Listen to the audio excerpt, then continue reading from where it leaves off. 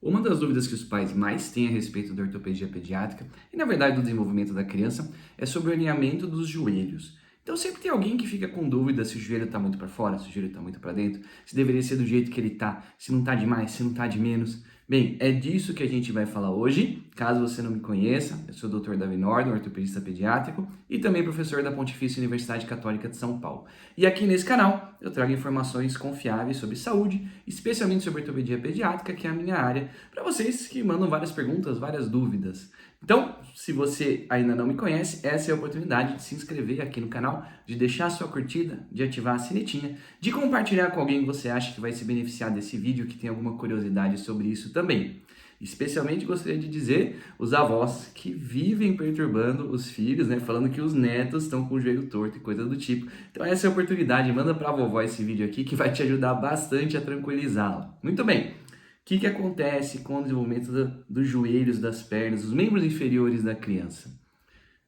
Eles começam, você deve se lembrar provavelmente do seu bebê, bem arqueadinhos para fora, certo? Então a gente tem o que a gente chama de varo. O joelho para fora é o que a gente chama de varo. Muito bem, às vezes você vai ver no Google, inclusive, os termos genovaro e genovalgo. Então, geno é joelho e varo é o para fora, tá? Um jeito legal da gente lembrar também é o famoso valgo não cavalga. Já vou falar disso para você daqui a pouquinho. Muito bem, as crianças então nascem com o joelho bem arqueadinho para fora, isso é natural, especialmente porque elas têm uma moldagem que acontece dentro do útero. Então, lá na barriga da mãe, normalmente os pés ficam mais rodadinhos para dentro e a perna faz uma curvinha. Isso aí vai melhorando com o passar do tempo, ela vai se adequando. De 1 ano e meio até 2 anos, a gente tem o que a gente chama da fase de joelho neutro. Então, a grande maioria das crianças, nesse período, vai do joelho varo para o joelho neutro, que é retinho. Tem gente que vai mais cedo, tem gente que vai mais tarde, isso aí é variável. O importante é ela estar num ritmo de progressão de melhora, certo? E uma coisa importante, geralmente quando você está olhando a criança deitadinha, porque ela é um bebezinho, não chama tanto atenção o varo. Mas na hora que ela fica de pé e começa a andar, vocês geralmente ficam desesperados e vêm passar em consulta ou me ligam falando, não, porque tá muito arqueado, tá? É assim mesmo, quando você põe gravidade no negócio, ele realmente arqueia mais. Então, geralmente vocês têm a impressão, quando começou a andar, que o negócio piorou demais. E não, apesar do pediatra falar muito isso, não tem nada a ver com a fralda. Então, o pediatra fala assim, ele tá de fralda agora, quando desfraldar, o joelho vai acertar. Não tem nada a ver com a história. Podia até ser, quando a gente usava aquelas fraldas gigantescas, que as pernas tinham que ficar bem afastadas, mas as fraldas que a gente usa hoje em dia, fralda descartável que é pequenininha, bem colocada, gente, não causa problema nenhum, não tem nada a ver. Mas a lenda ficou justamente porque, como melhora progressivamente e geralmente coincide com a fase em que você desfralda, você tem a impressão errada que melhorou porque tirou a fralda. Mas não, ele está progressivamente ficando melhor. Muito bem, então a gente foi para o neutro lá com 2 anos, certo? Qual que é o próximo passo? O joelho ficar bem para dentro, o joelho valgo. Lembra que eu falei do valgo não cavalga? Então, para você não se esquecer, criança com o joelhinho para dentro, fazendo um X, é o que a gente chama de geno valgo, ou joelho valgo. A gente fala que não cavalga, porque não dá para você cavalgar com o joelho para dentro, né? Atrapalha. Então, essa é a ideia. A gente tem até aqui, a gente fala, né? A perna de cowboy e a perna em X. Tem gente que chama o geno varo, inclusive, da perna de alicate, mas é aquela tenaz de gelo, sabe? Não um alicate que a gente pensa que parece uma tesoura, tá?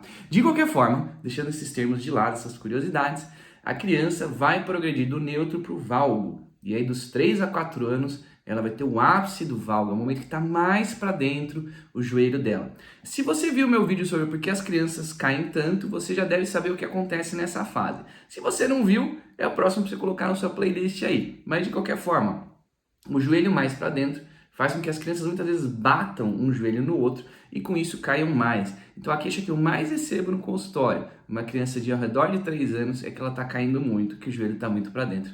Mas isso é totalmente esperado, isso faz parte. E aí depois dos 4 anos, como eu falei, é uma janela de tempo. A maioria das crianças é nesse período, algumas são mais cedo, outras são mais tarde. Não se assuste se for um pouco diferente do padrão, tá? Não pode ser muito, como eu falei, não pode ficar só piorando. Muito bem, 5 para 6 anos, ela vai atingir mais ou menos o grau do adulto, e aí 6 para 8 anos é o nosso limite para ela atingir o valgo natural do adulto, que é um pouco para dentro. Vale a ressalva, algumas populações têm um joelho mais varo do que valgo, por exemplo, os asiáticos no geral têm um joelho varo. No Brasil, o geral, o padrão nosso é valgo, as meninas têm o joelho mais para dentro que os meninos e os mais gordinhos têm o joelho mais para dentro que os mais magrinhos. A gente fala disso também no nosso vídeo sobre obesidade e a infância, certo? Muito bem. Quando que a gente precisa se preocupar? Quando o joelho passou assim, ele continua varo depois dos 2 anos, a gente precisa ficar de olho. Ele está muito varo, ele está muito valgo. Ele começou valgo antes do tempo, ele tem um varo, um valgo e o outro varo, tipo garrincha, sabe? Isso são coisas que chamam a nossa atenção. Normalmente a gente faz a avaliação só olhando mesmo, isso já é o suficiente. Quando a gente tem alguma dúvida, a gente faz o que a gente chama de raio-x panorâmico, que a gente vê a criança em pé e o alinhamento dos ossos. E aí sim, a gente traça os eixos e a partir desses eixos a gente consegue definir se o joelho está muito para lá, muito para cá, se a gente precisa fazer alguma intervenção ou não. E aí vem aquela grande pergunta, que intervenção que a gente faz? Quando que eu sei se é uma doença ou se não é? Vamos ver, ó. A principal causa de um joelho alterado que não seja fisiológico, que não seja natural, é o raquitismo. O raquitismo é uma alteração, um distúrbio da vitamina D, principalmente, mas também pode ser de outras coisas, como do fosfato. De qualquer forma, o raquitismo, dependente de vitamina D, geralmente acontece lá no comecinho da vida, depois que desmama, porque falta o aporte da vitamina D. Por isso que a gente repõe a vitamina D nas crianças, nos bebezinhos. Isso aí leva geralmente o quê? A um joelho varo mais intenso, porque ele está bem na fase do varo, certo? Depois dos 2 anos, que é o tempo que leva para se desenvolver o raquitismo hipofosfatêmico, que se relaciona ao fosfato, a gente vai ter um aumento, né, uma mais intensidade na deformidade que ele já tem, que é o valgo. Então fica um valgo muito intenso, certo? São 2 doenças diferentes e é uma triagem obrigatória que a gente faz quando a gente pensa que pode ser por uma doença e não fisiológico. Temos outra coisa também, que é a doença de Blount, e tem vídeo específico sobre doença de Blount aqui também, caso você queira ver. Mas, rapidamente falando, a doença de Blount causa um joelho varo. A gente vê que tem uma deformidade bem na parte do comecinho da tíbia e o pé vira bastante para dentro. Ele vai progressivamente piorando. Então é outra coisa que chama a nossa atenção e a gente consegue fechar o diagnóstico bem a partir dos 2 anos. E como são os tratamentos para isso? A doença de Blount, como eu falo no vídeo, tem uma opção da órtese. No raquitismo, no geral, a vitamina D dependente, tratando a parte da vitamina D, a gente resolvendo o raquitismo, resolve a deformidade. No hipofosfatêmico, não basta só você corrigir o raquitismo, você precisa tratar a deformidade. E a gente tem uma técnica excelente, chama hemiepifisiodese. É como se a gente controlasse um galinho crescendo, certo? Então a criança está em crescimento, a gente bloqueia uma das partes onde ela cresce mais, por exemplo, e aí com isso, imagina que ela está crescendo demais aqui, está curvando para fora, fazendo um valgo, certo? Eu bloqueio essa parte aqui, essa cresce menos e a de dentro começa a crescer mais. E aí eu consigo endireitar a minha perna, certo? Posso fazer isso para dentro, posso fazer isso para fora. É uma técnica excelente, minimamente intervencionista. A cicatriz é desse tamanhinho, já sai jogando bola no dia seguinte. Tá bom, exagero, não pode jogar bola no dia seguinte porque vai abrir a ferida, né? Mas assim, um sentidor é bem tranquilo, uma cirurgia muito tranquila. Depois de um tempo a gente tira e resolvido o problema, certo?